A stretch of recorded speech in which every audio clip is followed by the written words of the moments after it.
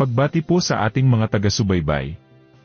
Welcome po dito sa Senior Watch PH, ang inyong kaagapay sa mga pinakabagong balita at updates tungkol sa mga programa at serbisyo ng pamahalaan para sa ating mga senior citizens, pensioners, at kanilang pamilya. Sa episode na ito tatalakayin natin ang tungkol sa Pensioners Week. Ipinagdiwang ng GSIS at SSS ang National Pensioners Day sa GSIS Head Office sa Pasay bilang bahagi ng National Pensioners Week, bilang pagkilala sa mahalagang ambag ng mga retirado sa bayan. Dumalo ang mahigit 200 pensioners mula sa PER, JRAI at SSS.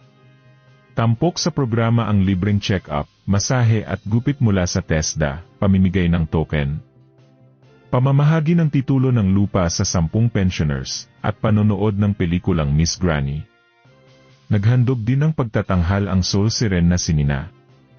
Ayon kay GSISO ay si Miss Juliet Bautista, ang mga reforma gaya ng pagtanggal ng survivorship pension cap, mas flexible na Christmas cash gift, at online pension application ay para sa kaginhawahan ng mga pensioners. Ayon kay DOF Undersecretary Rolando Tungpalan, hindi kayo footnotes sa budget. Kayo ang dahilan kung bakit may ganitong mga programa. Dagdag ni SSS President Robert Declaro, hindi ito tungkol sa pagkukumpara ng benepisyo, kundi pagkilala sa inyong kontribusyon.